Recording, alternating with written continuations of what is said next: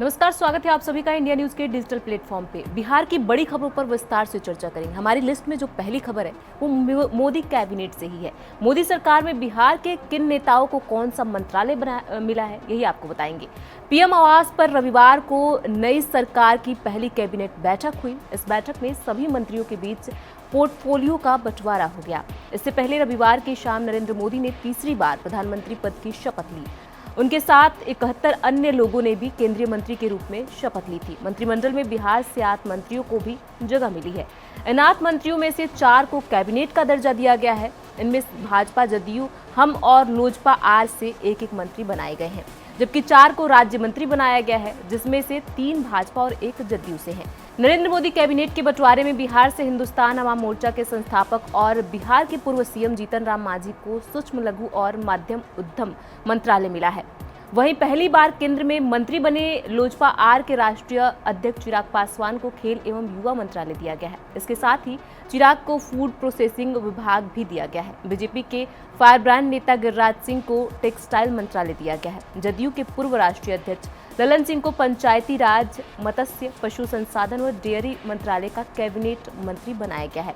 राज्य मंत्रियों की बात करें तो राज्य मंत्रियों में भाजपा कोटे के नित्यानंद राय को गृह मंत्री, अमित शाह के साथ गृह राज्य मंत्री बनाया गया है। वहीं जदयू कोटे से मंत्री बने रामनाथ ठाकुर को शिवराज सिंह चौहान के कृषि एवं किसान कल्याण राज्य मंत्री बनाया गया है। भाजपा कोटे से राज्य मंत्री बने सतीश चंद्र दुबे को भी किसान रेड्डी के माथत कोयला एवं खनन मंत्रालय में राज्य मंत्री तथा भाजपा कोटे से राज्य मंत्री बने राजभूषण चौधरी को सीआर पाटिल के माथत जल शक्ति मंत्रालय में राज्य मंत्री नियुक्त किया गया है।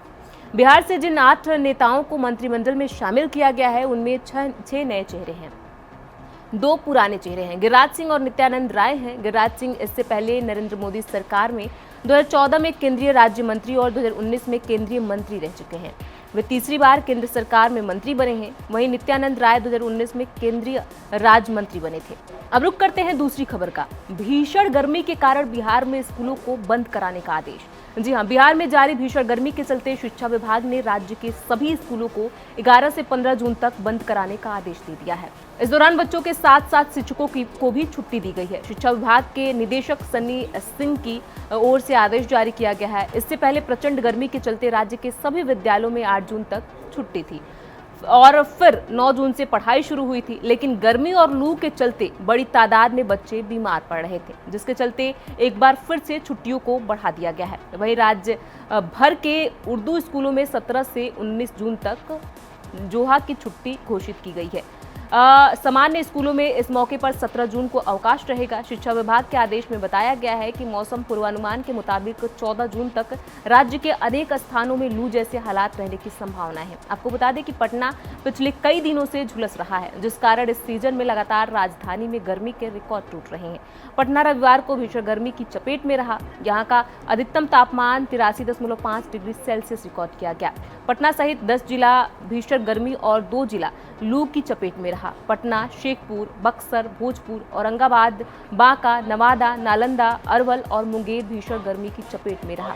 वहीं जमुई और गया की चपेट में रहा। प्रदेश का सर्वाधिक अधिकतम तापमान 86.1 डिग्री सेल्सियस बक्सर में रिकॉर्ड किया गया। अब रुक करते हैं अगली खबर का। बिहार में अब लोगों को रोजगार मिल सकता है, ये खबरें सामने आ रही हैं। क्यों आ रही हैं, आपको बता देते हैं। बिहार के 8 सांसदों को केंद्र में कई अहम मंत्रालयों की जिम्मेदारी मिली है। सही पहल हो तो राज्य में बड़ी संख्या में प्रत्यक्ष और अप्रत्यक्ष रूप से लोगों को रोजगार मिलेगा। राज्य का विकास और तेजी से होगा। केंद्रीय मंत्रिमंडल में शामिल बिहार के 8 सांसदों को कई अहम मंत्रालयों की जिम्मेदारी मिल चुकी है, जिसकी राज्य में असीम संभावनाएं बताई जा रही हैं। खासकर खाद्य प्रसंस्करण, पशुपालन, मत्स्य, डेयरी और सूक्ष्म व छोटे उद्योग का क्षेत्र महत्वपूर्ण है। इनके विकास से राज्य में बड़ी संख्या में प्रत्यक्ष और अप्रत्यक्ष रूप से लोगों को रोजगार मिलेगा। राज्य का विकास और तेजी से होगा। बिहार कृषि संपन्न राज्य है, पर यहाँ के किसानों को कृषि उत्पादों की अच्छी कीमत नहीं मिलना बड़ी समस्या रही है। इसका सबसे बड़ा कारण है कि यहाँ पर खाद्य प्रसंस्करण उद्योग को भारी कमी है। यहाँ आम, लीची, मक्का, अनानास, आलू प्रसंस्करण की फैक्ट्रियां लगाकर बड़े पैमाने पर रोजगार का सृजन किया जा सकता है।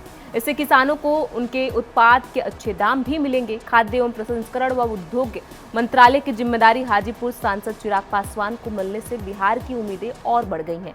गया के सांसद जीतन राम मांझी को सूक्ष्म लघु एवं मध्य उद्यम मंत्रालय की जिम्मेदारी मिली है। बिहार में सूक्ष्म और लघु उद्योग की भी बड़ी संभावनाएं हैं।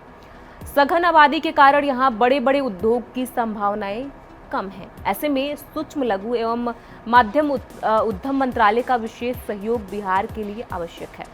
सूक्ष्म एवं छोटे उद्योगों की स्थापना, इसके लिए विशेष प्रशिक्षण और अनुदान देकर राज्य को इस मामले में समृद्ध किया जा सकता है। अब रुक करते हैं अगली खबर का। आरजेडी सुप्रीमो लालू यादव का आज 77वां जन्मदिन मनाया जा रहा है। आरजेडी सुप्रीमो लालू यादव का आज 77वां जन्मदिन है। इस मौके पर राजद कार्यालय में को खूब सजाया गया है और बधाई के पोस्टर भी लगाए गए हैं।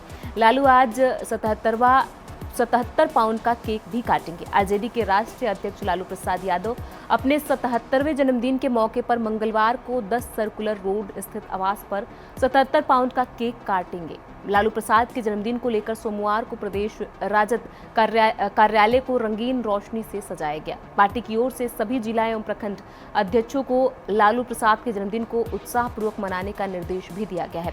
लालू प्रसाद के जन्मदिन पर मौजूद रहने के लिए सोमवार की देर रात नेता प्रतिपक्ष तेजस्वी प्रसाद यादव व अन्य नेता दिल्ली से पटना लौटे। वहीं पार्टी के प्रदेश कार्यालय में दिन भर पार्टी पदाधिकारियों एवं नेताओं की गहमा गहमी बनी रही। पार्टी की ओर से झुग्गी बस्तियों एवं गरीब दलित पिछड़े परिवारों के बीच जाकर जरूरत की सामग्री वितरित करने की तैयारी भी की गई है। लालू यादव के बर्थडे पर बेटी रोहिणी आचार्य ने एक्स पर पोस्ट कर बधाई दी है। उन्होंने लिखा है कि आप जैसे विराट व्यक्तित्व की बेटी होना मेरा सौभाग्य है। बचपन से ही आपने मुझे जीवन को जीने, इंसानियत, प्यार, त्याग और मेहनत का सच्चा मतलब सिखाया है। मैं आपकी गोद में खेली, आपकी उंगली पकड़कर चलना सीखा। यही मेरे हिस्से का दैवीय आशीर्वाद है। आपको जन्मदिन की ढेर सारी शुभकामनाएं। अब रुक करते हैं अगली खबर का। जो अगली खबर है वो पप्पू यादव को लेकर है। जी हाँ, पप्पू यादव के खिलाफ केस दर्ज हो गया है। निर्दलीय लोकसभा चुनाव जीतने वाले पप्पू यादव के खिलाफ केस दर्ज का मामला सामने आया है। एक व्यवसायिक ने उन पर 1 करोड़ रुपए की रंगदारी मांगने का आरोप लगाया है। व्यवसायी का कहना है कि पप्पू यादव ने उसे जान से मारने की धमकी भी दी है। बिहार से निर्दलीय चुनाव जीतने वाले पप्पू यादव के खिलाफ चुनाव जीतने के 6 दिन बाद ही केस दर्ज हो गया है। पूर्णिया के एक बड़े फर्नीचर व्यवसायी ने पप्पू यादव पर 1 करोड़ रुपए मांगने का आरोप भी लगाया है। पूर्णिया पुलिस के मुताबिक पीड़ित फर्नीचर व्यवसायी ने शिकायत में बताया है कि 4 जून को मतगणना वाले दिन पप्पू यादव ने उसे अपने घर बुलाया था। जब व्यवसायी पप्पू यादव के घर पहुंचा तो उन्होंने उससे 1 करोड़ रुपए देने के लिए कहा था। अब रुक करते हैं अगली खबर का। तेजस्वी यादव ने पीएम मोदी पर साधा निशाना। तेजस्वी यादव का कहना है कि मोदी देश के प्रधानमंत्री तो बन गए, लेकिन अब पहले जैसी उनमें बात नहीं रही। तेजस्वी ने एक बार फिर बिहार के विशेष दर्जे की मांग उठाई और कहा कि बिहार इस बार मजबूत स्थिति में इसलिए है क्योंकि मोदी जी से विशेष राज्य का दर्जा जैसे मुद्दे पर बात करनी चाहिए। इस बार संसद में उनके सामने मजबूत विपक्ष भी होगा। तेजस्वी ने देश में जाति गणना की मांग भी की। वे आज ही दिल्ली से पटना लौटे और एयरपोर्ट पर मीडिया से बात करते हुए उन्होंने कहा कि बिहार ने इस चुनाव में शानदार प्रदर्शन किया है। विपक्ष भी मजबूती स्थिति में है। 2019 के चुनाव में बिहार से विपक्ष का एकमात्र सांसद था, लेकिन इस बार बिहार में 9 सांसद विपक्ष को दिए गए हैं। हम भी राज्य में विपक्षी दलों में सबसे बड़ी पार्टी है। तेजस्वी ने एक बार फिर केंद्र की नई सरकार से बिहार के लिए विशेष राज्य के दर्जे की मांग की और कहा कि मोदी जी 2019 के पहले बार यह वादा करते रहे हैं। हालांकि इस चुनाव में उन्होंने एक बार फिर इस मुद्दे पर कोई बात नहीं की, लेकिन बिहार इस बार मजबूत स्थिति में है। उसे केंद्र सरकार से इस मसले पर जरूर बात करनी चाहिए। तेजस्वी ने कहा कि बिहार में जाति आधारित गणना कराई गई है। आरक्षण का दायरा भी बढ़कर 75% किया गया है। देश में जातीय गणना हो और बिहार की जाति आधारित गणना को संविधान की 9वीं अनुसूची में शामिल किया जाए। केंद्रीय मंत्रिमंडल विस्तार को लेकर उन्होंने मोदी सरकार पर हमला किया। तेजस्वी यादव ने कहा कि बिहार के हाथों में सिर्फ झुनझुना थमाया गया है। मेरा मानना है कि विभाग किसी को भी मिले, काम होना चाहिए। एक प्रश्न के जवाब में उन्होंने कहा कि जांच एजेंसियों की मनमानी अब नहीं चलने वाली। इस बार संसद में मजबूत विपक्ष है। अगर ऐसा कुछ भी किया गया तो संसद में भी ईंट से ईंट बजा दी जाएगी। ऐसे में बिहार और झारखंड की तमाम खबरों को विस्तार से जानने के लिए इंडिया न्यूज़ बिहार झारखंड देखना बिल्कुल ना भूलें। बहुत बहुत शुक्रिया।